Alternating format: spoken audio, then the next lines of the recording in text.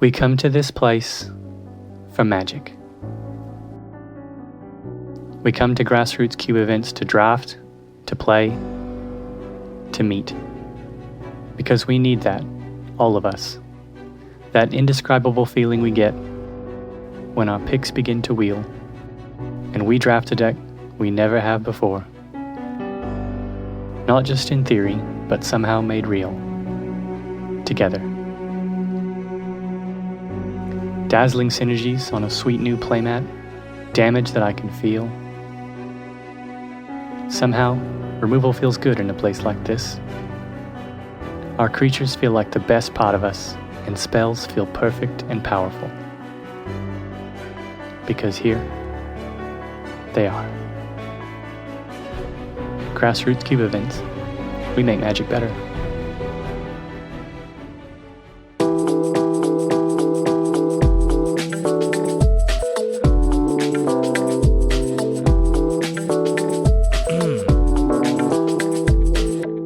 And on that bombshell, let's start another episode of Lucky Paper Radio. My name is Andy, and I'm here as always with my co-host, Anthony Miltank Detractor Maddox. What is a milk? What's a Pokemon? Yeah, it's the one that we both found out existed. It's like a milk and a tank. It's a big cow. I don't care about Miltank. Why are we talking about Pokemon? It's just one of the most visceral memories I have from the weekend of Patrick discovering some very colorful fan art of Miltank on the internet. It's true. It was almost as interesting as the Doug Trio fan art. Am I remembering correctly? There was also some interesting Doug Trio fan art, which led into some interesting Ratatouille fan art. There's a lot of stuff on the internet. There is so much stuff on the internet. I don't know if people know about this. There's so much stuff on the internet, and only more and more every day. They just keep making more stuff for the internet, which maybe we should stop. Time will tell if that's wise. Maybe it was a mistake. It might not be wise. I think it might have been a mistake to keep making more stuff for the internet. How good is AI at generating Rule 34 stuff? Probably very good. I think it's really good. But I imagine most of the normal ones don't let you. They're like, no, I couldn't possibly do that. No, you have to go in a special Discord where somebody has like the secret unlocked the heuristics that whatever, roll your own LLMs. There's some podcast I was listening to that they were talking about this on. Just a lot of source material out there to trawl for your large language model. Probably. I mean, there's so much stuff on the internet. Yeah, probably. I wouldn't know. I would just, I would assume there's a lot out there. Just making assumptions. We just got back from Boston Cube Party, and we were talking about whether or not we should do a tournament report for every tournament we go to. It seems like it's getting to be a little bit much if we're doing a bunch of these every year. And, it makes sense to talk about every set because that kind of affects everybody. But us going into a lot of detail about every single draft we do is maybe not the most interesting if we're doing this on the regular. I don't know. I kind of feel like talking about the drafts of cubes we play is like what the podcast is about. Oh, okay. Good point. Kind of. I guess sound off in the comments if you either really like the tournament report episodes or really don't like the tournament report episodes. This is going to be another one, but we're going to maybe go a little faster through our drafts. We don't have any guests with us. It's just Anthony and I. And then this was also the sort of inaugural event for Sacred Geometry, my new cube that I've been brewing on for the past 6 months, year-ish. And I spent a little time going through the deck list dump we got from Hedron Network to kind of get some first impressions of the cube, because I truly had very few expectations going into the weekend of what would be good, what would be bad, what people would like, what people wouldn't like. So it's a good sort of maybe a use case in just how to digest some basic results of some playing of the cube and how I might turn that into new goals for the next round of updates. So, tournament report for us as players, and we're going to put on our designer hat, and tournament report for Sacred Geometry as cube designers. Which I care about a lot more, to be clear, if that needs stating. I was playing in the event, but I was also very carefully keeping an eye on both Sacred Geometry and also my 100 Ornithopters cube, which was in the event. Truthfully, I had many more concerns about 100 Ornithopters because I was worried about putting Monarch cards in there. I decided to add Court of Garenbrig and Court of Ardenvale, which are two cards that introduce the Monarch to that cube. And, I think it's safe to say that introducing the Monarch in a cube where every single creature has 0 power could be problematic. Yeah, I can see why that would be the case. I mean, I think it's potentially problematic in any cube, but that especially could be kind of lopsided. Yeah, so I kind of had my feelers out, my ears on the ground to see if there was any issues cropping up over there. And we won't talk in length about it, but I'll say no. There was Great. I heard nothing about the Monarchy all weekend, and it did not show up in any of the 3.0 deck lists, I don't believe. So turns out it's fine. That's objective fact. Great. Love that take. Why don't I start with my tournament report, and then you can do yours, and then we can talk Sacred Geometry. Sure. So should we talk all you're talking front-loaded? That's a good point. Should we talk a little bit about the event overall? So this was the second annual, I think it's going to be annual, it's at least the second, coming a year after the first Boston Cube Party, and it was a pretty substantial tournament. We've talked a lot about how much we've been enjoying these, quote, small cube events, but this was, I think, a full 200 players, which is substantial. I mean, that's as big as the first CubeCon was. Overall, I thought the event was a ton of fun. It was like a lot of these cube events. I think it was 3 drafts, day 1 on Saturday, and then 2 on Sunday, and it included a cut to the top 64 for Sunday morning, and then the top 8 in Sunday afternoon, if you were having a good record. I think the event space they had this year was actually the space they meant to have last year, which was much bigger, much better accommodating. So, like, I'm impressed that they made it work last year with a, like, surprise change in venue, but this year it was, like, totally spacious. That really worked out. Yeah, not at all cramped, which was great. Yeah, it's been one of the sort of things that have defined some of these events is just, like, how great is the space? That's going to really impact how much fun it's going to be.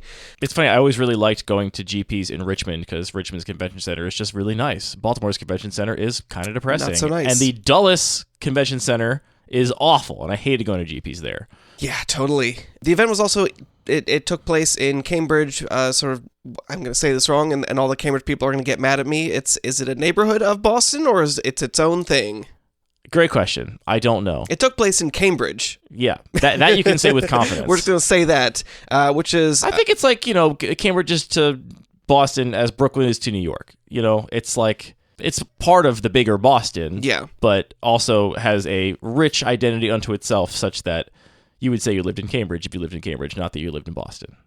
And it's a nice little town. There's lots of great restaurants, had some good food, and just great to see a bunch of people and catch up with people again that I've been seeing at a lot of these sort of Northeast Corridor Cube events. Yeah, it was great. These events continue to be super fun. We brought a lot of people to this event. We had 12 or 11 people from our play group total. I think it was even more than that, but we definitely had 10 people on the train up. I guess it depends on whether you count Scott and who's like I count Scott as an honorary member of the play group despite not coming from Baltimore. But we brought a ton of people, which was a ton of fun, and we were spread out across a couple Airbnbs and hotels, and just we made a real trip out of it, and it was great. Just a really great weekend spent playing Magic and hanging out with buds. Shout out to trains. Trains are great. I love trains. Train Cube continues to be goated, undefeated, so good, the best. Yeah, so the seating on the Amtrak is you can have 4 players with a little table in between you. So we just like 4 players. It's just funny to describe it. Okay, you're right. Sorry, 4 users. Sign into the Amtrak Act and then choose your player seat. 4 people in one sort of seat cluster facing each other. So we actually booked up 2 of those. Like, everybody picked their seats in advance. So we had a full 8 pod and did that both on the way up and the way back, and drafted some fun cube just on the train up and down. Yeah, the train trip to Boston, I think, is the perfect amount of time to get in a nice leisurely draft, not feel rushed, take a little lunch break. Didn't 2 happen on the way up? I think, 1.5 happened on the way up because some people were so eager. They were so excited to get to Cube Party, they had to start cubing ahead of time. I'll dive into my tournament report, which begins with me waking up Friday morning at 4 a.m., sick as a dog. I will not get explicit here, but suffice it to say, stuff was coming out of all different kinds of places, and I was feeling very, very ill. And I was at first just feeling bad, and then I was feeling very depressed because I was like, I don't want to miss Boston Cube Party. I've been looking forward to this forever. I had to miss Vertex Philadelphia because my dog got sick, and all the way last year I missed Capital Cube Champs because I was sick with COVID that weekend, so I definitely couldn't go. This time I was like, this has to be food poisoning. There's like no world where this isn't food poisoning. It set on immediately. My partner was also ill, though not quite as badly off as I was, but it was clear that like we had both eaten something and gotten sick at the exact same moment. And I thought to myself, well, if I just suffer through a train trip, hopefully sleep the entire time, I'm sure I will just go to bed at the Airbnb early, sleep it off, and be good come Saturday morning. And I was right about most of that. the part I wasn't right about is I did not sleep on the train. It was a horrible train trip. I felt terrible. And the whole way up, I was like, is this the biggest mistake of my life? With every mile that was, passing on the rails, I was like, I'm just getting further and further from the comfort of my own bed if I don't start to feel better soon. And your own toilet. And my own precious toilet. Yeah, train trip up was awful. It felt terrible. And I got to the Airbnb and went to bed at 5 p.m.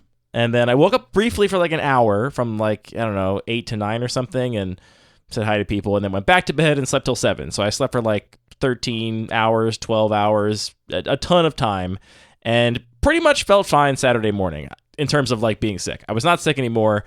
I still hadn't eaten anything for a long time, so I was low on energy, but I was not feeling sick. I was feeling trepidatious. I was like, I don't want to push this. I don't want to just, even though I feel pretty okay, I don't want to eat a whole bagel first thing in the morning. So I sat down to draft the first cube without any food in my system and with a lot of sleep under my belt, but still feeling kind of exhausted from being very sick the day prior. And I go basically full random. I did ignore some cubes in the app. You can avoid cubes in Heat Your Network you don't want to play, and I avoided ones I had played before or were local to me or whatever, and I ended up in Ollie, Cube Person of the Year's newish cube called Doubleton Synergy, which is a cube where there are no rules modifications, there's nothing weird and funky, but every card in the cube is in pairs. So there's 2 copies of every card, and it's a 384 card cube, which was actually more of an interesting twist than I expected. I was like, okay, this will just basically play like a regular cube, and there'll be some doubles. But it actually affected the draft in more sort of profound ways. I felt like I was much better able to read signals because I would see 2 copies of a card wheel. And it's okay, well now, if you see 1 card wheel late, it's possible that there was other good cards in that color or other good cards in the second color of the drafter that's also in that color that was competing for it. But in my case, I wheeled both of the Spirit, what is the dog? Spirit dog guy that draws a card. Spirited Companion. I wheeled both of the Spirited Companions and was like, all right, well, nobody is in white and also doing blinky stuff. Otherwise, I would have for sure not gotten both Spirited Companions on the wheel. I ended up drafting a really cool deck that I was super into. It's a red-white deck. It's not fair to call it an aggro deck, though the curve is very low. It is more of an artifact synergy deck that is mostly white. The only red cards are 2 copies of Power 8 Spellbomb, 2 copies of Mishra's Research Desk, which is only half a red card, 2 copies of Goblin Engineer, and 2 copies of Bray's Apprentice. And the rest of the deck is about basically getting value out of these recursive loops and building a value engine that can beat my opponents in a late game. The standout card of this deck was probably the 2 copies of Astrid Peth I had. This is a Doctor Who card that I'd never seen before. That's a 2/2 ETB, make a food. Whenever you attack, you make a food. And whenever you sacrifice a food or a clue, and you can sacrifice a food or a clue for any reason. Including for its normal reasons you would want to sack them. Including for its normal reasons you want to stack them. Or in my case, to Goblin Engineer, sure. Astrid Peth explores. And I was able to just, get 2 Goblin Engineers in play and start looping Pirate Spell Bombs back and forth with Astrid Peth making food every turn and sacrificing the food to get back Pirate Spell Bombs. And Astrid Peth was exploring, and the deck was sick. It was really, really fun, and I think the cube was really cool. I had a great time in all my matches. I won the first match, and it was pretty quick, and I was kind of blown away by how much value my deck could generate. Just the deck kind of ran on all cylinders. Round 2, I did lose to a blink deck. There was a blink deck at the table, one that was apparently not interested in Spirited Companions or, just didn't prioritize them. And this deck was able to gain a ton of life with this card OG, the Exquisite Blade, which I'd never played before or seen before, that whenever you cast your second spell, you can flicker any creature, and it itself is a 4-mana 2/3 that ETBs, gains 2 life and scries 2. And they just had a better recursive engine in the late game, and my recursive engine actually drew more cards, even though they were in blue, so I was Mishra's Research Desking myself and ripping through my deck with Novice Inspectors, and so I basically lost to Mill in one game that was about 45 minutes long of our 50-minute round, and I was still exhausted, still hadn't eaten any food, and I was like, I'm not going to play another game in 5 minutes and hope to win that one to force a draw in this match. So I just conceded the match, which I was very happy to do, and then round 3, same thing. My deck was just great. Kind of went off and felt like I couldn't lose. I would say the theme of the weekend for me, actually, coincidentally, was that when I was winning, I felt like my deck was cracked, and it was so good. And then it felt like the ones I was losing was almost always just me running up against Kryptonite. It was a deck that I felt like I really couldn't beat. That Blink deck, maybe if I had a lightning fast start and they were really slow out of the gate, but my deck was not dealing damage quickly. That's not what the deck is about. It's more about this sort of inevitability of pyrite spell bombs and stuff like that. And so I couldn't beat like a engine that was also gaining life the entire time. So I don't see how I ever really win against that deck, honestly, barring them have a terrible draw. But yeah, went 2-1 in that draft and felt pretty good about it and really liked the cube. So shout out to Ollie. I'm curious, did the fact that there are 2 of every card affect sort of the legibility or readability? You mentioned a little bit that it was easier to read signals. I guess that's a related thing. Yeah, it definitely made me more willing to, for example, read a legend you'd never seen before. Well, yeah, read a Universes Beyond card that I hadn't seen before, and honestly, in many other drafts, I just frankly wouldn't read. It's actually funny. There's a very popular streamer. His name is Pay Money Wubby, who YouTube has been recommending me some of his like clips videos, and I've watched a couple, and he's a charming guy. It's funny, but popular streamers are all charismatic, funny people or whatever. But he does do magic stuff. He's like interested in magic. He mostly like plays Commander and will do like box breaks and like, the kind of content I'm not typically interested in at all. I did watch him open a collector's box of Dragons of Tarkir, actually just because, I keep calling it Dragons of Tarkir Dragonstorm, just because I was like, the spoiler had just finished, and I was like, this is another way for me to see the cards that are in the set. I haven't looked through the spoiler yet. Let's just watch this guy open it in the background while I work. And it was so funny to watch him just decide not to read 3/4 of the cards. Like, you could see it in real time. He was seeing the cards for the first time, and he was just like, I'm not reading anymore. I just like didn't read the cards that were like brand new to him, even though that was like what he was supposed to be doing in the stream. And it sort of underscored to me that like, I think there's still a like stigma to people like not reading cards in a draft, that you're like just a scrub that's like punting away win percentage, and it's like, no, people just don't. You can't. It's the same way people don't read on the internet, right? Like, people they don't read, and so like a card like Astrid Peth I might have just passed over because I had another great card in my colors and was like, you know what, the equity of me reading this card to decide if I'm picking it right now is so low. But knowing there was 2 in the cube, I was more willing to read it, A, because there's less reading, and B, because there's a bigger payoff for reading that one card, in that I might get 2 copies, and I did. That makes sense, yeah. So yeah, that was a different thing. The other thing I'll say that came up in that cube, which has never come up for me in any other cube, is that I had multiples of a couple important legends. Astrid Peth is a legend. The legend rule can apply in my deck, and that was interesting. I ended up only playing 1 copy of Tashar, even though I had 2. I think the card was pretty good in my deck, but it was not a card I ever wanted multiples of for obvious reasons. It's 4-drop, and I couldn't afford to have multiples of this legend just be a dead card in my hand. So that was interesting too. The legend rule actually mattering was an interesting new twist to 40 card limited. You ever think about how funny it is that Commander has defined legendary as this like really important mechanic, and so many more cards are just incidentally legends because of Commander now, and yet it is a mechanic that almost just does not function or exist in that format, and it's just kind of like, it's just kind of bizarre. It's really weird.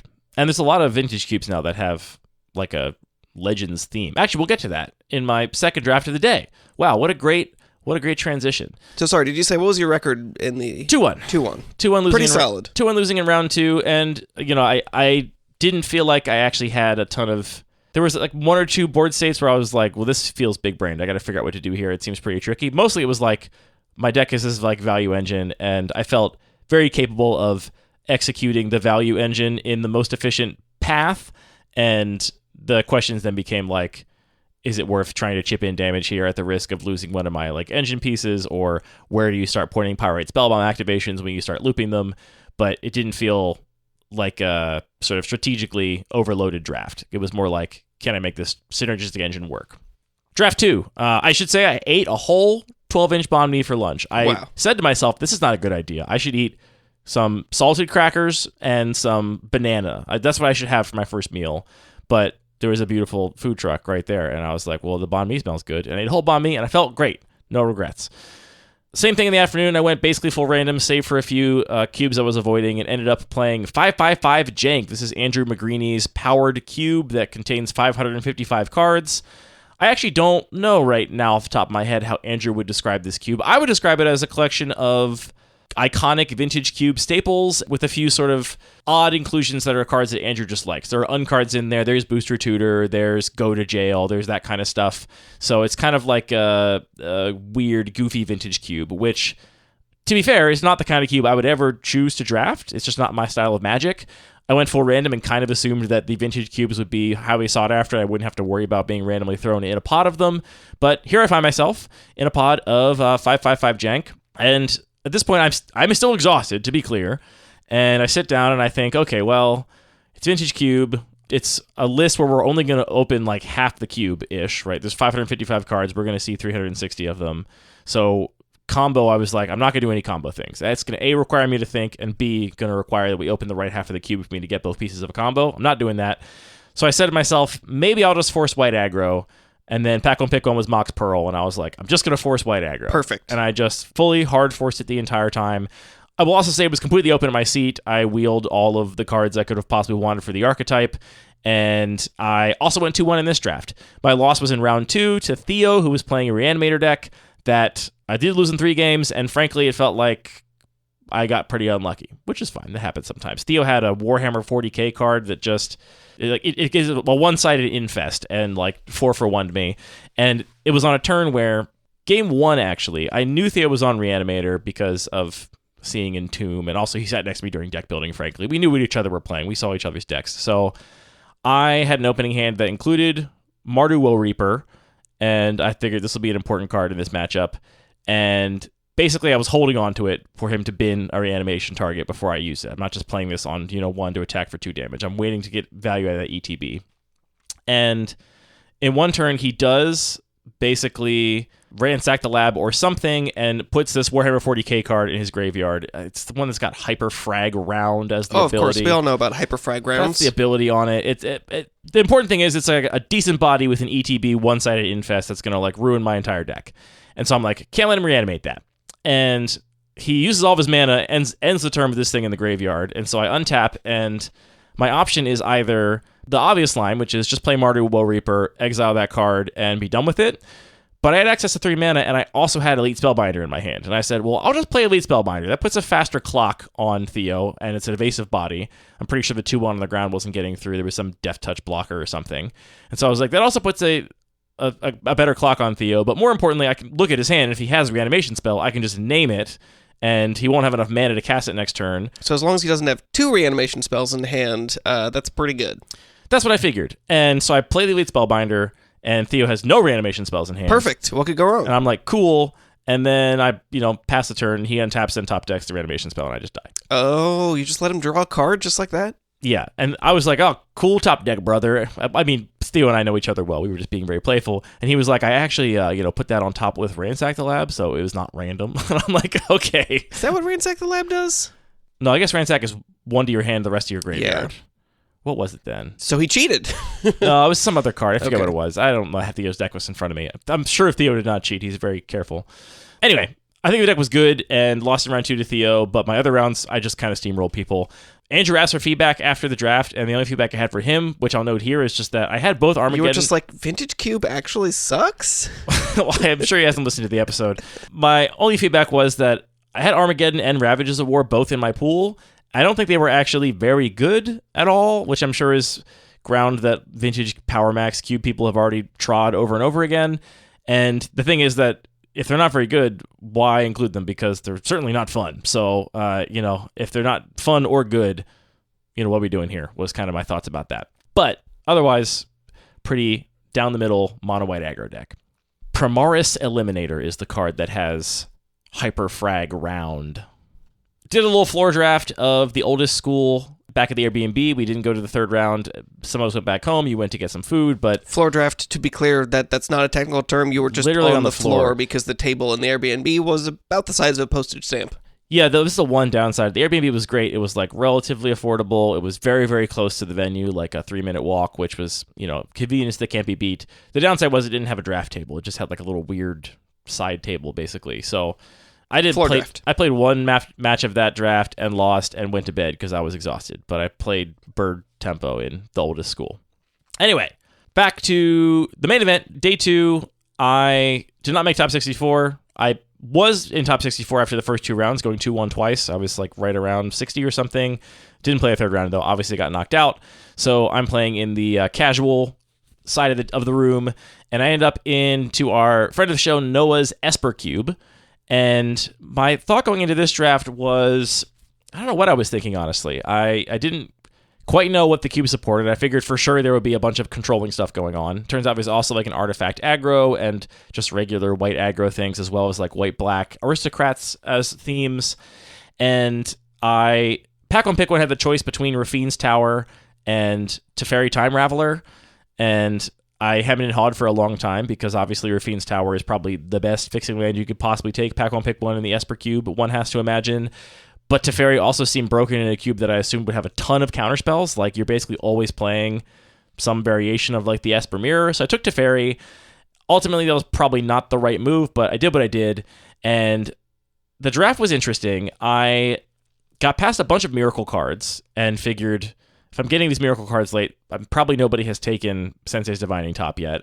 I prioritized other ways to stack my deck, like Brainstorm and a couple of other sort of card selection things that would allow me to control the top of my deck a little bit. Seems like there's a good amount of that here as well. There's, Palantir of Orthanc and Scroll Rack are also here. Yeah, so I prioritized that stuff, and I ended up playing a Miracles deck. The only two Miracles in my deck were Terminus and Temporal Mastery, but those are... Oh, I'm sorry, no. And Triumph of St. Catherine. That's important. That's an important one. Triumph of St. Catherine was a very important one. So I had those 3 Miracle cards, which was very great. In an otherwise basically like blue-white control shell. I was not playing any black cards. I also ended up with Phyrexian Dreadnought, which wheeled in Pack 1. And I was like, okay, well, I mean, I love this card. It's maybe my favorite Magic card of all time. I assume Stifle's in the cube. I assume Dress Down's in the cube. I'll find ways to like get this thing into play. And as it turns out, there is no Stifle in the cube. There is Dress Down. I didn't ever see that one in the draft. I did get past Curie Emergent Intelligence, though, which is a weird, again, Universes Beyond card from the Fallout set that is a combo with Phyrexian Dreadnought. So I just kind of jammed them both in the deck with very little ways to find either of them. I mean, I did have Urza Saga to tutor Dreadnought if I happen to have Curie in play. But for the most part, I was relying on all of my deck manipulation from the Miracles package to, like, keep me from having dead cards in my hand from one half of this combo that I can't execute the other half of. And I thought my deck was actually kind of terrible. I was like, this feels bad. I feel like I have a C- Miracles deck and like a D- Dreadnought deck, and I don't know how this is ever going to work. And the answer is it worked great for 2 reasons I didn't sort of foresee. Well, I mean, one I did foresee. Sometimes you just draw Curie and Phyrexian Dreadnought, and then you hit your opponent for 12 on turn 3, and you draw 12 cards. That's a combo. Sometimes you just draw the 2 cards together, and you just got lucky, right? And so, sorry to Dirt, sorry to Patrick, I did do that to Patrick. So that's one reason why the deck was successful. The bigger reason, though, honestly, is just I sort of didn't really process how much just having 3 really good Miracle cards in your deck would just make your draws great, even if you don't have ways to set them up. Like, they're all just such great top decks in my deck that I didn't set them up half the time, but it was like just having a bunch of Miracles in your deck was great. Triumph of St. Catherine's a messed up card. I rode this deck all the way to the finals. Patrick and I had a really long, interesting match. This was one of our most interesting back and forth matches of the weekend. Patrick was playing a like mostly black aggro deck, I think, with a little bit of white, but mostly black for sure, maybe mono black even. And so I had very little ways to stave off early aggression and was basically just leaning on being able to wipe the board with Terminus, being able to find Triumph of St. Catherine and gain life, or in the case of my one lightning fast start, just getting to Phyrexian Dreadnought in. Yeah, and then I played in the finals against Mike, who is from the Pauper Cube panel. One of the guys has been working on the Pauper Cube for years and years and years. Nice guy. And we also went to 3 games, and I got Shouldered. I lost to Shouldered. I should say I had Counterbalance on my deck too, which was the other card that was the payoff for manipulating on top of my deck. And Counterbalance is messed up when you can get it to work. And it was funny, my hole against Mike is I had Counterbalance online in a couple games, and I just had 1 4-drop in my whole deck, and so I couldn't counter 4-drops with Counterbalance. I could keep him from ever casting 1-drops ever because I had top. I had plenty of 2-drops that I could cycle through my hand and put on top of my deck. I had a couple smattered other sort of mana values, but he just played Shouldered, and I was like, well, that costs 4 mana. And is pretty good against all that deck manipulation. Pretty good against probably. strong cards. So I had a ton of fun in this draft, and I thought the Miracles deck was actually really fun to pilot. I'm not sure if my opponents agree that it was fun when I was just taking extra turns off the top. But it was really fun for me. I also made it a goal to not drag the matches out by playing Sensei's top too slow, and I did not. My matches were relatively quick despite me spinning top dozens of times in each game. So I'll take that point of pride to the grave. My last draft of the weekend was the Spicy Ramen Cube. This is my last chance for a trophy pin. I got 3 2-1s under my belt. I would love to get that 3-0 to get a trophy pin and take that home. I drafted a Naya deck. It was mostly green. It was pretty much a green deck that I was splashing red and white cards for. Green was very open at the table. Red and white not so much, but early in the packs I could snipe some appealing cards for the archetype. And I had a lot of +1/+1 counter synergies in this deck, Conclave Mentor, and a lot of ways to put counters on things, and Mono Skellion, and just a lot of sort of payoffs for making a bunch of counters on stuff, which is sort of the shtick of the Spicy Ramen Cube. It is a very synergistic cube. It is a budget cube. I think the entire idea is that every card has to cost less than a pack of ramen, which is a very cool idea. And the cube designer, Matt, has put a ton of time into the cube description. There's so much love in this cube that I would encourage everyone to check out the Cube Cobra listing if you've never heard of this cube before. My experience with this was I went 2-1 again, so I 4 2-1s on the weekend. I can't be mad. I lost in round 2 to some combination of my opponent having a better synergistic engine than me, or in some cases, deep mulliganing. And my deck did not mulligan particularly well because it had very little card advantage, very little card selection. So if I had to mulligan, then it was just I was starting the game pretty far behind. The games where I won, my deck really popped off. I was, casting Primal Might on Halana and Elena partners, and then putting 6 +1/+1 counters on some other creature and giving it haste and trample and just going to town. Yeah, I think my sort of feeling after this draft was that I saw very little removal in my seat. A couple other players had soaked up a lot of the removal, and I think very oftentimes the danger of synergistic cubes is that either you have plentiful removal, and then the synergistic engines all don't work because there's just too much removal, so people can remove your key synergy pieces, and you're left with 2/3 of your engine, and it doesn't quite do enough to get over the finish line. Or you have very little removal, and then you run this sort of risk of having dueling solitaire, where each player's deck is doing its own thing, doesn't really care about or can't really interact with what its opponent is doing, and you're just kind of competing to see whose engine is faster or has better late game. And the way this particular draft broke out, it seemed like there were matches that ended in both ways, which I guess, to Matt's credit, means that the cube is probably quite balanced. But I happen to have very little removal. I had a Magma Spray, a Kami's Flare, and a Primal Might in my entire deck to interact with my opponent's permanents, and a Mono Skellion too, which, kind of counts. And I played a couple opponents that also didn't have very much removal, and so we very much had I'm just going to keep making my board huge, so if you can't stop me, I'm just going to keep doing that. Which is just a good thing to keep in mind about synergistic cubes, I think, is that it's one of the sort of constant challenges of designing really highly synergistic environments is that you run the risk of one of those two outcomes. Either too much removal means that all the synergy is a trap, not enough removal means that the synergistic engines are just kind of like ships passing in the night.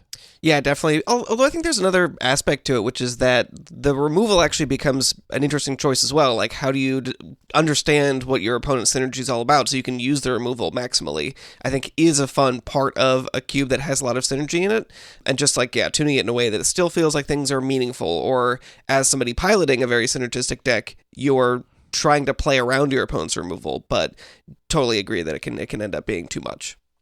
I will say one last observation from this draft. This cube includes the Snarl cycle because it is, again, a budget cube, so mana fixing tends to be some of the cards that cost more when they're playable because they see play in a lot of formats. The Snarl cycle is a budget land cycle that is dual lands that come in untapped if you reveal one of the lands of that type from your hand when you play it. Right, it was the second half of the check lands? Is that what they're called? It's not the half. It's a whole new cycle. This is it's never been a thing before. There are ones that check what you have in play when you play them, but this is, you have to reveal it from your hand. Wasn't, whatchamacallit? I thought that was a whole thing already. I don't think so. I think they're new. But Andy here in the editing booth to confirm this was a cycle that was started in Shadows over Innistrad, but they were not called Snarls at the time, and then completed in Strixhaven, where they were in fact called Snarls. So the original lands were like Choked Estuary, Foreboding Ruins, Port Town, that kind of stuff. So Anthony was right, yet again. The point stands either way, which is that I really disliked playing with them. I thought they were just powerfully unfun. Early in the game, it was like, okay, well, it's an untapped land at trivial cost. Of course, I have another land of my type in my hands. I guess it does probably do a good job at combating 5-color good stuff, but actually having them in my deck, early they felt bad, and then you top deck them late, and you're like, well, this just comes into play tap now, and then you have to keep the card revealed that you played, so you're thinking okay, well, let me reveal a land that I'm likely to want to play next turn, so I don't have to worry about keeping this information revealed or worry about continuing to have given information about my hand to my opponent. I just thought the texture of them just felt really off for me. It's not my vibes. So that was the other observation I had from that draft is I do not prefer the Snarl cycle. They sound cool, though. Yeah, sure. So that's my weekend. 4-2-1s. I cannot complain about that. That's I'm very happy with how I played and drafted. And obviously I would have loved to pin, but can't all be wins. I mean, you did get 3 pins at this event last year, so you're kind of balancing it out. I know, but I would much rather have one from each. Like I've said many times. Same. I just want one pin from each. I don't ever want to win a second draft at an event, just the first one, you know? Yeah. I mean, to spoil it, I also left pinless, so Boston Cube Party is just my white whale now. Is it the only event you've never gotten a pin from? I think so. I mean, it's a little. There's a lot of people in our play group that are like trying to get their first pin ever, and on their like 3rd or 4th event. I know. So, I should be less salty. Yeah. Tell us about your weekend, even though you've already spoiled the ending. So I also went full random, except for excluding my own cube. The first cube I was put into was Hoopin. This is a cube that I've seen some chatter about on the internet, so I was interested to actually get to play it. The idea here is twofold. First of all, very importantly, every card has a basketball in it. The basketballs have been added to the cards, but the cards have to have illustrations that already look like a basketball makes sense in it. Yeah, they have a circle somewhere. Somebody's holding an orb, somebody's reaching out like they're dribbling or reaching out like they're dunking, and that's honestly pretty funny. It's a good bit. And there's just stickers on all the cards. They're just stickers, yeah. The second thing is there is a contested game ball, which is basically a card that just lets you pay 2 mana to draw a card, which starts in the command zone. Every time a player deals damage to their opponent, they get control of the ball. There's some nuance there, but that's basically it. You get the ball, now you have access to this 2 mana draw card. Yeah, it's like a monarchy emblem, but instead it's a ball. But it's a ball, because, Hoopin. So I did scroll through the list. I've talked a little bit about it in the past. I've just really going in completely blind, but the fact that this cube also had this extra rule, I felt like I wanted to have a little bit more of a grasp on what was happening. I scrolled through the list, and the thing that really stood out to me was the removal seemed very light. So I was trying to figure out, how important is the ball? Is it going to be really critical to have I believe ball is life is what I've heard. Ball is life. Ball is, it's all about control of the ball. Is it going to be critical to have your 1/1 flyer on turn 1 every single game so you can be the first person to get control of the ball? Or, as I started looking at cards in packs, I was like, maybe it makes more sense to try and lean into as much ramp as possible so that if this is just an environment where people are dealing a little damage back and forth, getting control of the ball, drawing extra cards, I want to actually be able to take advantage of the fact that there are just a lot more cards. You sort of mentioned that your weekend felt like it had a theme. I absolutely felt like this weekend had a theme for me in terms of the way that my games went, which was giant, massive, complicated board states. And wow, what a nightmare. Kind of makes sense that it started here in this cube because I wasn't really sure how important the ball was going to be. Turned out it mattered quite a bit, and people drew a lot of extra cards. And just that extra card advantage combined with what, maybe there was a lot more removal hiding in gold spells or hiding attached to permanents that I wasn't noticing, but I still think this is a fairly removal light environment. With any kind of art stipulation, you tend to end up with interesting breakdowns of high-level card types because just how many removal spells how many removal spells look like a basketball can fit in there? It's it's a lightning bolt. How do you put I guess there's ball lightning. That's a creature, though. That's not a removal spell, buddy. So there you go. Round 1, interesting games. The ball was activated a bunch. We had just massive board states. My deck ended up being Sultai. I was really just trying to lean into getting the most out of cards I thought would stay in play. So I had Volo, Guide to Monsters, which was going to copy a bunch of my permanents. Demon of Catastrophes, which is just a huge flying trampler at the cost of sacrificing creature, but I felt like that was maybe going to be fine. Tatiova and Havengul Lich, which were also just ways to generate tons of card advantage. In the end, my opponent went bigger, and that's kind of what I felt about this cube, was ultimately whoever was able to take advantage quickly of that card advantage. So I think both things were true. You needed to get the ball, and you needed to be able to take advantage of that card advantage, and people did kind of just run away with the game. Round 2, I played against Patrick from our local play group, and played some very funny games. The first game, he literally played he played a 4-mana 6/6 on turn 4, and then a 5-mana 6/6 on turn 5, and then a 6-mana 6/6 on turn 6. And I was like, what the hell is this Universes Beyond card that's just a 4-mana 6/6 with a whole bunch of other abilities and also never dies? I don't like that. That's my feedback for this cube, is what the hell is this card? Get it out of there. It sounds like it's got a ball in the art, is what I'm thinking. The ball works pretty well. So Patrick in this match also, I got him down to a very low life total. This was my second theme of the weekend, was getting people down to like 2 life and then losing the game. He had some crazy turn where he pumped and then fought with one of his dinky life-linking creatures when he had almost no cards in play or in hand, but just killed my creature, gained him a ton of life, and then able to swing in for gaining a whole bunch more life, and then, I don't know, then I lost. I kind of blacked out. It was really disappointing. Would you say he crossed you up? Sure. Did he break your ankles? Yeah, definitely. He dunk over you like that one Jordan photo where he's jumping from... Yes, that's exactly it. Yeah. From the foul line. He kicked me in the knees, which is pretty sure that's the way you play basketball. Hold on. So 0-2 so far. I did end up winning my final match against Tom. Had some good games there. But yeah, overall the impression of this cube was huge board states. Things are pretty complicated. I was feeling a little tired after this. Like definitely using a lot of my brain energy. And unlike me, you were up kind of late the night before, having a good time hanging out with friends. We went to Dumpling House. We ate a bunch of dumplings. Very gracious to all my table mates that allowed me to be in charge of ordering, and I think I did a pretty good job, except for the stinky tofu, which multiple people said they wanted to try the stinky tofu. And Nate just put away because Nate does not believe in wasting food. It was I was about to reach for it, and I was like, I'm going to have some more of the stinky tofu. You put enough garlic and chili oil on that, it's interesting. And I look over and Nate's just putting it all on his plate, and I'm like, Nate is the hero of the night. I do have a lot of respect for somebody that is able to, I mean, I shouldn't. Why should I have respect for somebody that's able to just suffer through eating a bunch of food? But I do. I have respect for it. So yeah, lots of great dumplings. You were eating dumplings. I was eating dumplings. I played this cube. It was cool. We hoopin'. After lunch, I also had a good banh mi, even though I wasn't feeling terrible beforehand. It was also good in that context. Second draft, I was put into Cascade Cube, and this is a cube that I have drafted a couple times before. This is Zach Barish's cube, who was on last week's episode. Go check it out if you haven't. In this cube, the first spell each player casts each turn has Cascade, which means you're going to flip cards from the top of your library until you hit something cheaper and cast it for free. There's tons of cards in this cube that cheat on mana in one way or another, whether it's, pitch spells or things that have alternate costs or miracles. So building a deck that is all about how do you cheat on mana, but then build a curve in a way that actually lets you take advantage of that, so you still are not just casting like a 1-drop off your 5-mana spell you've cheated in for 2 mana, is a really, really difficult exercise. Like, it seems like an environment where it's just going to be all kinds of crazy stuff is happening all the time. And it is, but the people that are really good at drafting this cube understand so much about how to draft this curve correctly that it just becomes really difficult and puzzly. And I've struggled on this cube. I did okay the last time I played it, but for the most part, struggled with it quite a bit. I did get very lucky that in my first pack was Soul Talisman. This is a suspend card that is a soul ring, so it's just makes 2 colorless mana. It has no mana cost, so critically in this cube, if you cast a 1-drop, and this is your only 0-drop in your deck, you cast this card basically every single game.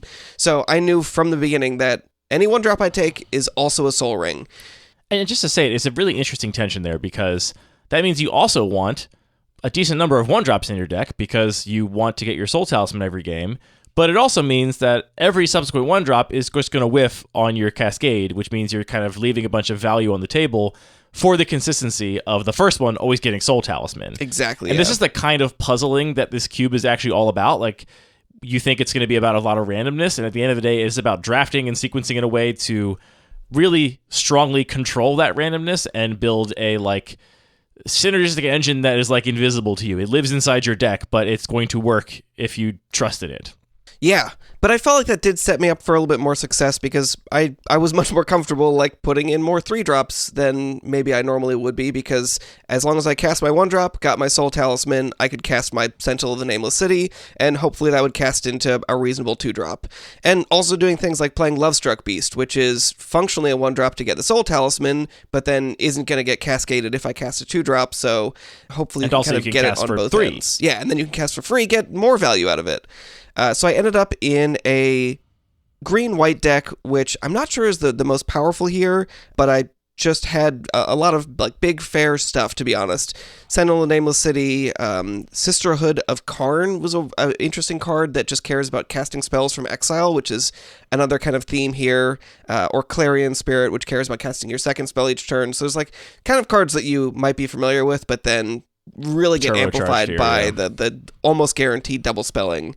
And then some really powerful cards like Force of Vigor and Force of Virtue, which because it is the first spell on each turn, means if you can cast that for its pitch cost on your opponent's turn, you can Cascade twice in a turn cycle instead of just once. And in those cases, you can do it turn 0. Exactly. So my deck was pretty good. Again, match 1, which felt unusual for this cube, just had like huge complicated board states. Lots of counters. I felt like I had a faster engine of making bigger creatures, and then it turned out my opponent had a much faster engine where they were putting counters on all of their creatures and making a ton of tokens and attacking me with an Elder Gargaroth and all kinds of silly stuff. But I did manage to very, very closely win the first match. Match 2, I was again paired against Patrick. Again, we had big board states, complicated games. He managed to beat me with a really, really well-timed, and by well-timed, I mean he cascaded into it at exactly the moment that he needed, a Toxic Deluge to wipe my board. Sick. Which he was very happy with. Congratulations, Patrick. That was so cool. I really respect you for that. And I did end up winning that game as well. I think Mangara, the diplomat, was a really Wait, so hold on. You're going to drag Patrick and say he's just got lucky in a game that you eventually won? No, I lost that game, but I won the match. Okay. I thought you were saying you then won that game. I'm like, you don't get to do both. That would have been cool. You don't get to... Oh, I should mention, I also had in this deck everyone's favorite 4-mana 6/6 with more text, the Foretold Soldier. So immediately just got to see this ridiculous card again. Fortunately, on this side of the battlefield this time. And I now also he likes it. Did have Triumph of St. Catherine. Just call back to your deck. In the finals, in the championship, I was faced against Greg, who is, I think, very, very skilled at playing this cube in particular, and is in general a skilled player, so I was not feeling great. Game 1, I mulled to 5, which I knew was a cost of another feature of this deck, was I was only playing 11 lands, and I knew that was going to mean I was going to mulligan pretty regularly, but that still hurt, and it was more of a game than I would have expected, thanks to the Foretold Soldier, but still, Greg pretty decisively beat me. Greg's deck featured a suspend card that was effectively Demonic Tutor, so while I had a Soul Ring every turn 1, he had Demonic Tutor every turn 1, plus he was doing very clever stuff like putting it back on the bottom of his library with a Conjurer's Bauble so that he could get multiple Demonic Tutors, and also playing Gut Shot so that he could have Demonic Tutor on my turn 1 if he was on the draw. So ultimately he was just, again, like maximizing these kinds of effects in a way that were far and above what I was doing. Lost game 1. Game 2, I was a little bit heartbreaking because we just had this incredibly complicated board state where he had a big threat in, we were both close to losing, and I had to use Scroll Rec to just sequence things very carefully based on also like additional cards that I was going to draw in order that I could cascade into multiple removal spells that I wasn't otherwise going to be able to cast because I didn't have more than 1 white mana I needed, and just didn't want to just sit there and spin my wheels forever. I just did not have the mental power to figure out how to navigate that board state, and did it wrong and lost to a giant flying dragon. So congrats to Greg. That is a cool way to lose a game of Magic, at least. Big old dragon. Murktide region. Turns out it's good everywhere. So that was my day 1. Did not play the third draft that we could have had the option to. You said you only played 2. Yeah. The first day on Saturday. I think that's really the formula that works for me, at least, is 3 drafts in one day is just more than I can handle. I mean, like I was just saying, I literally just felt like I did not have the mental energy to figure out what this board state was, and I was ready to go get Hot Pot, and we got Hot Pot, and it was great. I was talking more with Ollie about this, and I do think that 2 sanctioned in-Hedron network judged cube events is the right number per day, and then having a third open one. Like they had time in the venue to definitely have a third open play cube event, and it would have been fine. It would have fired. It would have been great. But they tried to fit a third one in, and because things were a little behind schedule and the community center closed at a certain time, there ended up being some rounds had to end super early, unfortunately, in the third round there. So yeah, 2 is just such a good number. Yeah, and it's nice at the Salt Box. They even had pins for the winners of extracurricular drafts. Right, you can do that too, yeah. In a certain space. So it still felt like for the people that really wanted to do a ton of back-to-back drafts, that was still an option, and you didn't feel like you were losing much from it. But for the people that didn't want to, it felt more acceptable just to be like, yeah, I'll be back tomorrow. Yeah. Sunday morning, I was queued into the Devoid Cube. This is designed by Dan Schneider in New York. Every single card here is colorless. That doesn't necessarily mean there is no colored mana. There are things that have the keyword Devoid, or maybe they have activated abilities that cost colored mana, but the basic land box only has waste. So if you want to have access to those cards that cost colors in one way or another, you need to draft those sources. This is another cube I've drafted maybe 3 times before and have had kind of mixed results. I think I did pretty well in a previous iteration before, was it Modern Horizons 2 that had all the Eldrazi stuff? 3. Are there that many Modern Horizons? Yes. Wow, what a world. Anyway, so I did pretty well in some previous iterations. The last time I played it, which actually was a year ago at the previous Boston Cube party, I just got ranched by Eldrazi decks and could not really figure out what I was doing wrong. So went into it just trying to do better here. I had a nice low curve, not super focused, to be honest. I was playing some Eldrazi things, but I also had some late game value with Mimic Vat, some good controlling pieces. It's fairly light on removal because there just isn't a lot of Devoid removal. But I had both Engineered Explosives and a Nevinyrral's Disc, which were kind of controlling pieces, and then some pretty good like top-end value with Coercive Portal and the Immortal Sun, hoping I could just, wrath the board and then generate a ton of card advantage with those. First 2 matches played fairly similarly, and I think I had a lot of fun with this deck because not only was I playing on this sort of controlling axis with these late-game value engines, I also had just some very potent threats. So I had Agatha's Soul Cauldron, and Hangerback Walker was extremely potent in just ways that I could distribute more counters on things, and a Vile Aggregate, which is a creature that just scales based on the number of colorless creatures you have, and some ways to make some little tokens. So I had these options to play a more controlling game, but also could have put out a very explosive threat.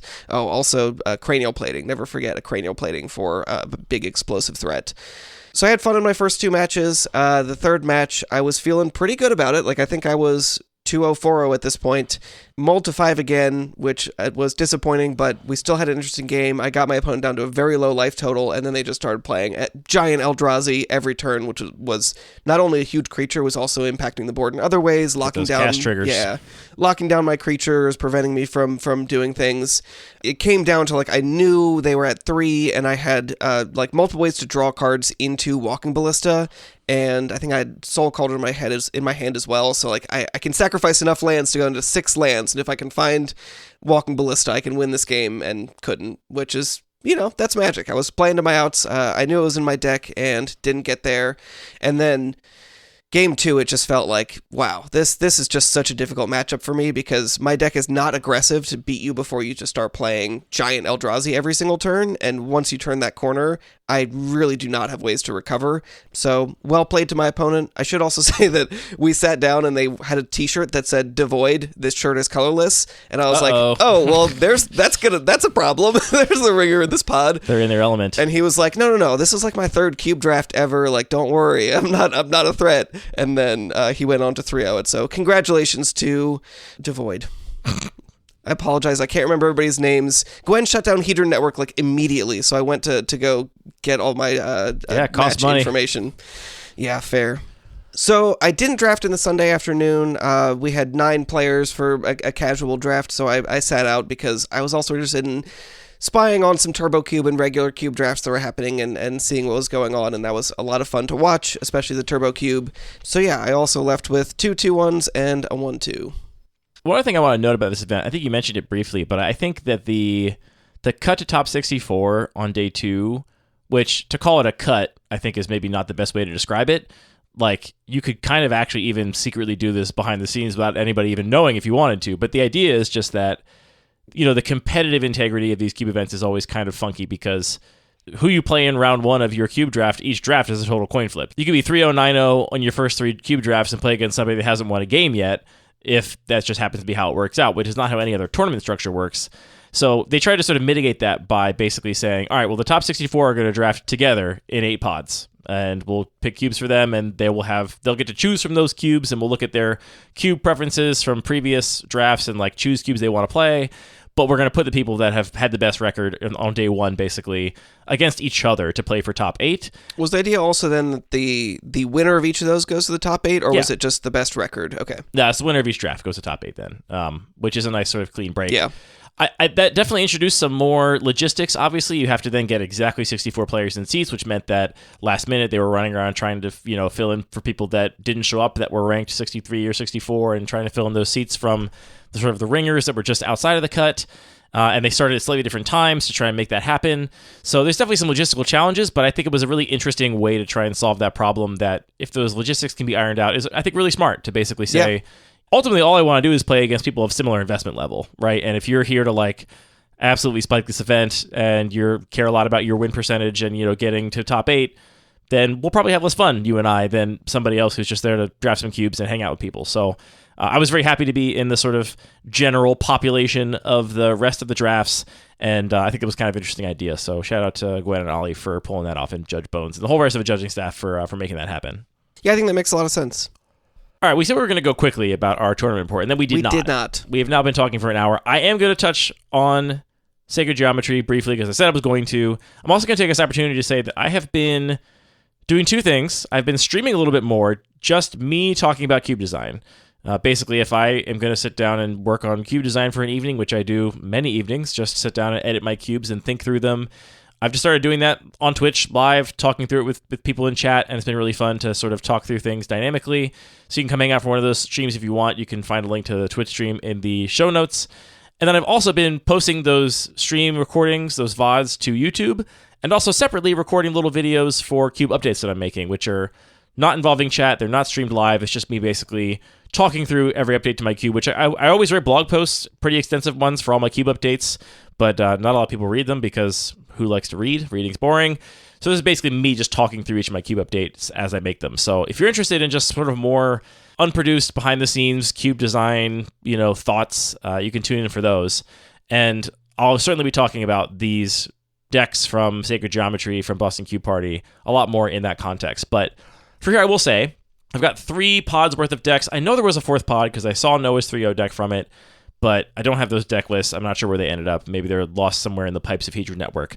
But for the 3 drafts I have, I should say, too, these were the second 3 drafts of this cube ever. We'd done 3 drafts leading up to it, up to Boston Cube Party, and then there were 3 drafts of it at Boston Cube Party. So the cube's been drafted 6 times total, which is very...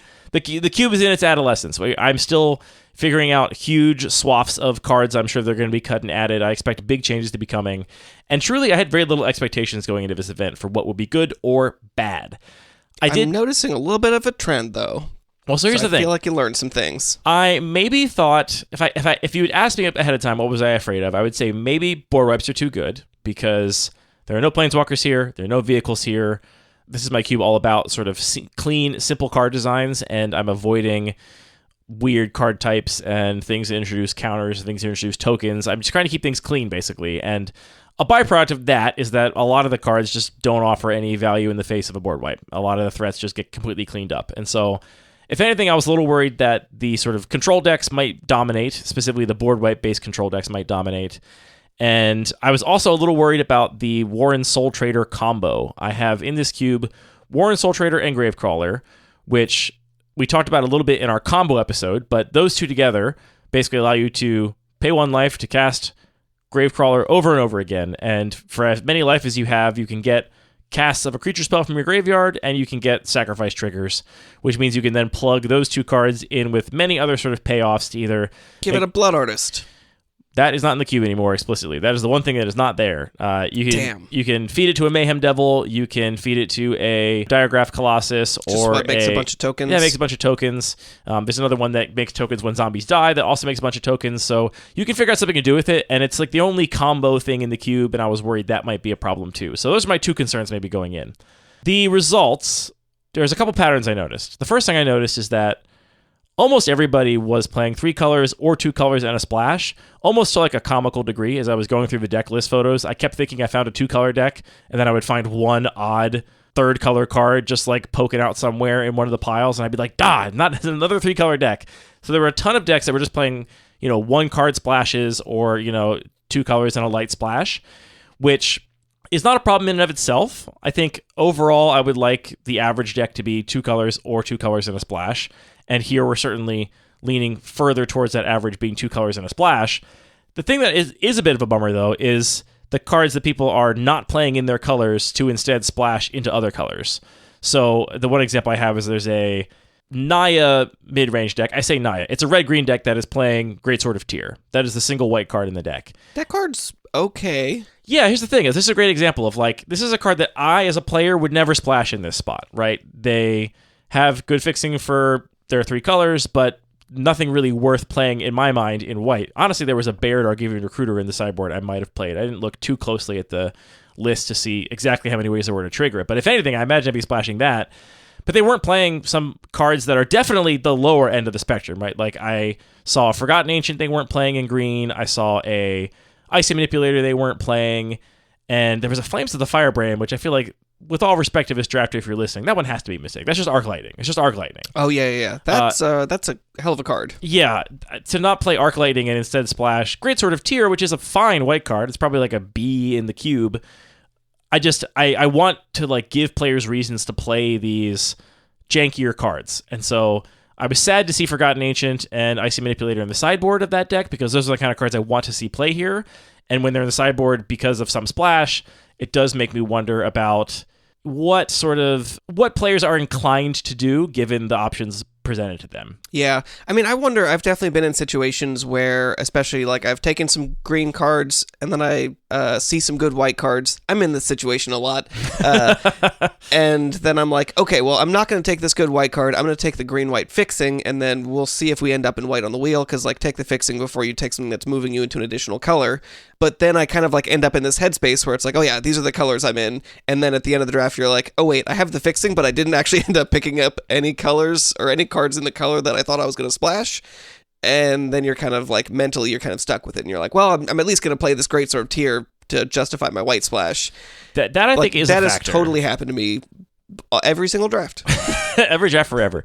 I think that is a factor. The fixing is very good here. And I still maintain and will die on the hill that making the fixing better in a cube does not make many colored decks better. But in this case, I do think, for example, you could end up in a place where a lot of players fall for that sort of logical fallacy of like, well, I spent 4 picks on these, red, white, and green, white lands, so I better play this Greatsword of Tyr, otherwise, why'd I do that, right? Yeah. I also think players are always hesitant to cut fixing lands, even if they're not playing the color. Like, they build their mana base, and they're like, here's my mana base. It just looks so sad to be like, oh, look, I have 7 lands, and it's like, oh, what if I cut my splash? I have 2 lands. That means I did badly. Well, so if I have 7 fixing lands, that means I did good. I think these are, like, things that people genuinely do, like biases people genuinely do have. So I'm going to look closer at the decks, and specifically I have to do a lot of like manual work to go pick through and see, okay, here's a deck list that has a weird splash. I have to go then look at the pool photos, which are in a completely random order, and figure out what are the cards in those colors that they are not playing, and try and sort of get to the bottom of that. But I would say on average people played, let's call it a quarter to a half more colors than I wanted decks to ideally be playing. And what I want to do is, again, sort of craft an environment where you end up playing some more sort of janky low-end cards and are only able to really splash into other colors if you really make a priority of it. And it's clear a lot of these players didn't make a priority of it, and they just got a late Greatsword of Tyr or a late Ironcrag Pyromancer and were like, sure, I've got 4 fixing lands, I guess I'm doing that. So that's one thing I'm going to be thinking about a lot. In terms of the 2 things I was worried about, board wipes specifically did not overperform in any way. There were good control decks, there were bad control decks, but it was not like the decks with board wipes all beat the decks without board wipes. So I think that concern specifically related to board wipes is not necessarily one that I'm carrying on. And the Soul Trader combo never got a 3-0, but was kind of, hovering around 2-1 in most of the pods. And I talked... It was drafted together in multiple pods? Yeah, I think all of them, actually. No, I'm sorry. Two of the 3 drafts, they had the combo, and the third draft, the Gravecrawler and Warren Soul Trader have been different decks. And I did talk to players in a couple of the pods that were playing with and against this combo, and nobody had bad things to say about it, which is much more important to me than the record, obviously. People were like, yeah, for sure. It felt earned if they got to do it because it was 4 cards and it was late game, and, all the things we said in the combo episode about, like, it didn't just feel like they lucked into this thing and I had no outs. Or the players that had it were like, yeah, I went for it 5 times and they removed my stuff 4 of the times. So it's like, yeah, it's a very interactable combo. There's a lot of ways to disrupt it. So I also think that that's fine with me for now. I'm going to, keep an eye on it still, but I think cutting Blood Artist was actually a really nice way to solve that problem, which is that now there are no sort of instant win combos in just black alone. You need to go out of black if you want to, like, possibly have a chance of just winning the game as soon as you resolve that combo. And even that's kind of hard. You have to, like, get specifically Mayhem Devil and also have, like, enough life to, like, buffer you that you can afford to... You do get 2 damage per cycle because you're sacrificing the treasure and the Gravecrawler. Oh, right. That is pretty good. You need to have at least half of your opponent's life total. More than half your opponent's life doable. total. So, but it's in another color, so that's a thing. Or you have to, like, in mono black, make some creature tokens and pass the turn, right? And hope that your opponent doesn't have an answer for it, or some way to, kill you with evasive damage now that you spent some life on creature tokens. So I think that combo is going to be still something I'm going to keep an eye on, but I think Alex's proposed solution of getting rid of Blood Artist was a really elegant way to make that combo a little more hard work and a little less sort of free. The other story here is just the sort of breakdown of colors. So I'll work in reverse order. I counted somebody as playing a color if they had any cards in their main deck of that color. So there's certainly some, one card splashes here that are maybe representing data in funny ways, but I'm not going to spend the time to go through and do this much more rigorously because the data doesn't really matter, right? Like, again, this is not representative of anything objective per se, but I think there's still something to take away from this, which we'll get to. So there were 16 total players that had some red cards in their deck, and that's the most that any color got played. So red was very appealing to drafters, both in the drafting portion and also in deck building. They chose to play their red cards rather than cut them. And red also had the best record of 27 and 19 and 2. There was a draw in the finals, so most of these colors will have 2 tacked onto the end there. And a win percentage of 56.25%, which is strong, really good. And I'm not surprised. Red cards are strong, and I have a lot of cheap burn in this cube, which doubles as removal, and also just inevitability if you get to a board state where you can just burn your opponent out. So I'm not surprised by that, and also not particularly upset by it in a vacuum. Next most popular color was black with 15 total players. It also had a positive win rate of a little over 51% at 22 and 19 and 2. So another good performance for black. And honestly, those two were within enough distance that that could just be complete variance, right? Like, I don't think there's anything suggesting in this data that red is better than black. I would never draw that conclusion from this data. Is a very, very small data set. For sure. And I would also just look at this and say, well, these are within a reasonable range of each other. 13 players played blue with a record of 20 and 17, 2, so 51% win rate again. 12 players played white with a record of 19 and 17, so again, a 52% win rate-ish. And only 8 players bothered to put a green card in their deck across 3 drafts. Okay, that one starts to feel a little bit more significant. And the record was 8 and 15 for green. So here's where we talk about, yes, the data objectively, you can't look at these small differences, but the fact that only 8 players bothered to put a green card in their deck when there's... And even when they did, it wasn't like it was underdrafted and the players were wrong. Correct, yeah. So there's a lot to be sort of worked on in green, I think, is the safe conclusion from this. And, it's not too surprising because the decks that performed really well were, pound for pound, mostly controlling decks. The ones that happened to 3-0 in this sort of batch of drafts were mostly decks that had a lot of spot removal rather than board wipes, and then some sources of card advantage to sort of recoup that, and maybe they had, all the control decks are winning with creatures, right? You have to have creatures in your deck to win here. There's no other win conditions, so they're not totally dedicated draw-go control decks, but they're controlling. And the ones that struggled were ones that were just kind of dumping their threats on the board and hoping everything went well for them. And it makes sense, because my goals for this cube are elegant cards, and I was just saying in the Discord to Keldon that, there is no reason why a clean removal spell or a clean counter spell is capped on its power level, right?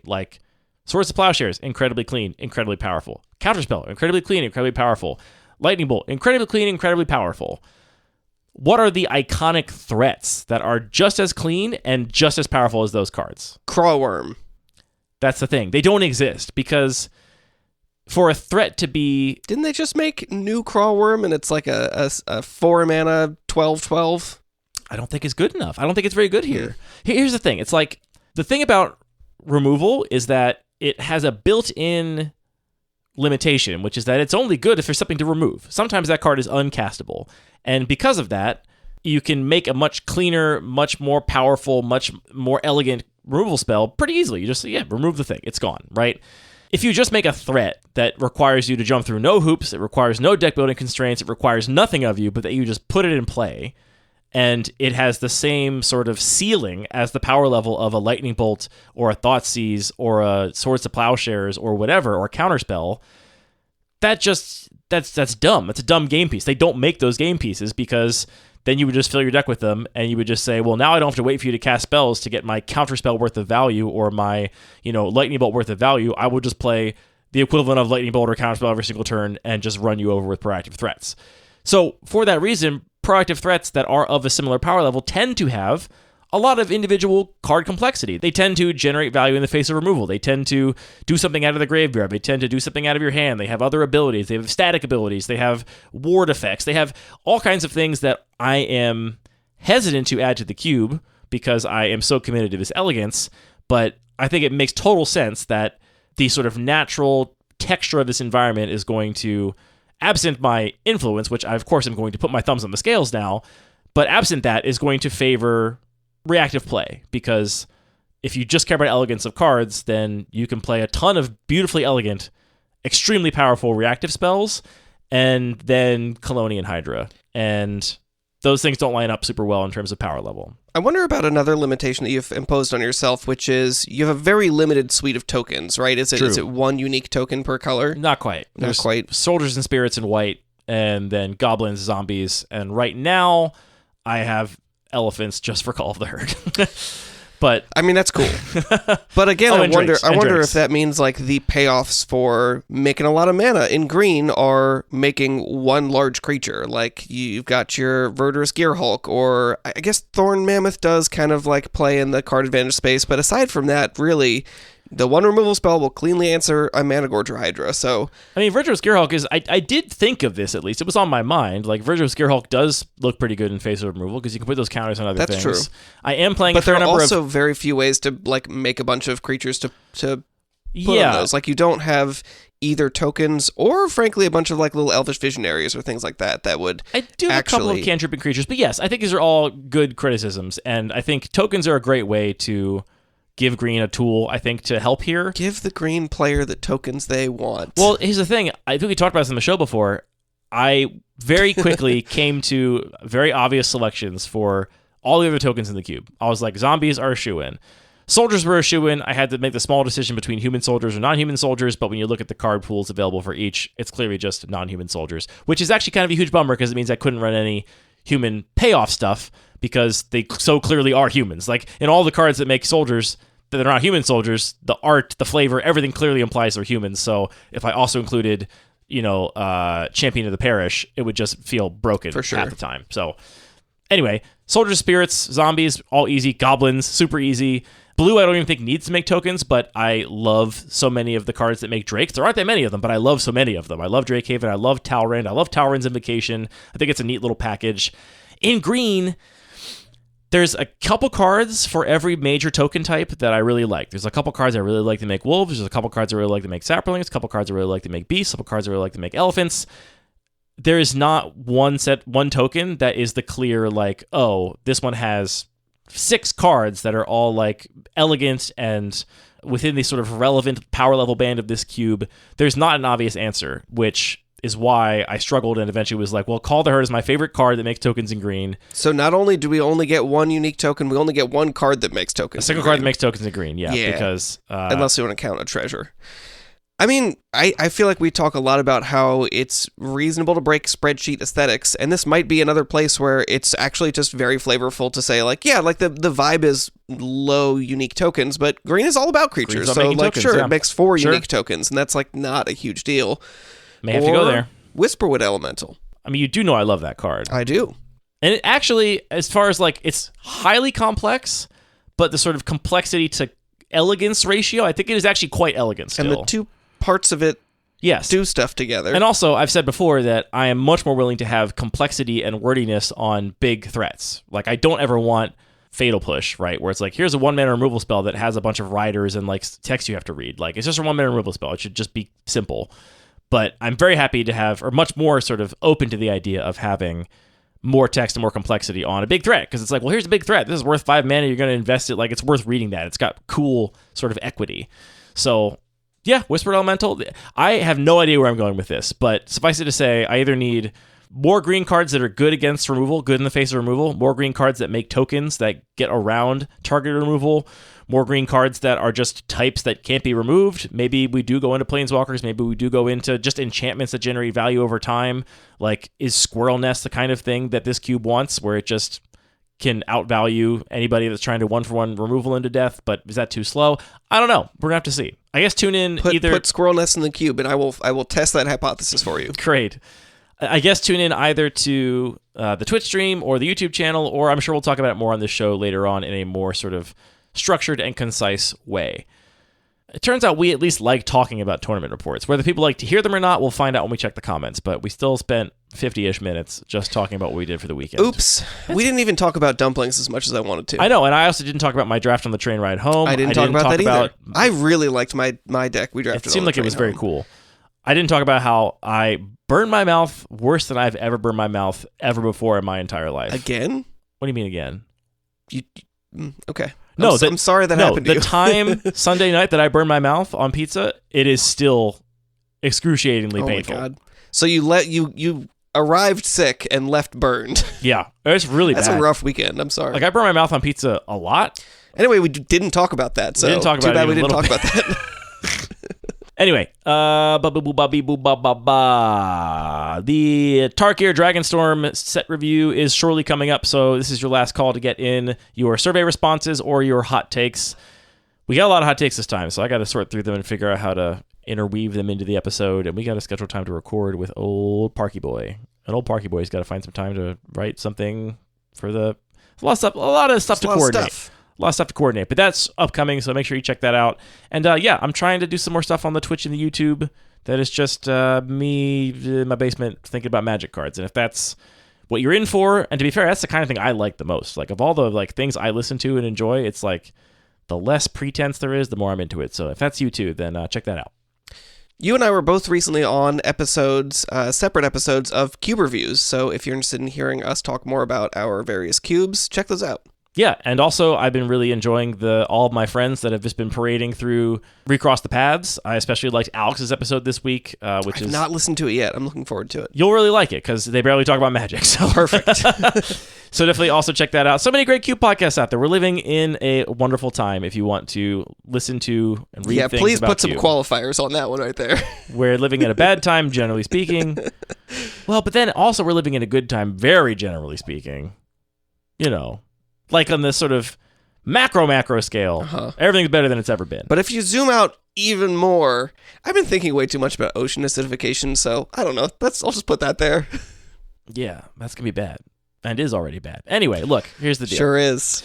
That's it. We're done. We're wrapping up before we get too dark. That's it for this episode of Lucky Paper Radio. All of our music is produced by DJ James Nasty. All the Magic cards are produced by Wizards of the Coast. If we got any of the card text wrong on this episode, that was an intentional ploy to bait you to leave that comment, because every comment pushes us further and further up the algorithm so that everybody will see our episode and say, what episode is causing such a stir in the community that everyone's leaving so many comments, and then they'll listen to it and we'll grow our empire that makes us $0. So don't fall for that. Anthony, thank you for the gift of friendship and for the gift of Cube. Thank you for coming all the way to Boston with me despite the troubles. I'm glad you pulled through. On Saturday morning, I was like, I'm so glad I feel good, and I'm so glad I'm here. I was so glad I did it. Like, Friday was rough. Yeah, I was talking with people. I was like, yeah, I'm surprised he did that, but also I know he was super bummed to miss like multiple other events. So. I was so sad.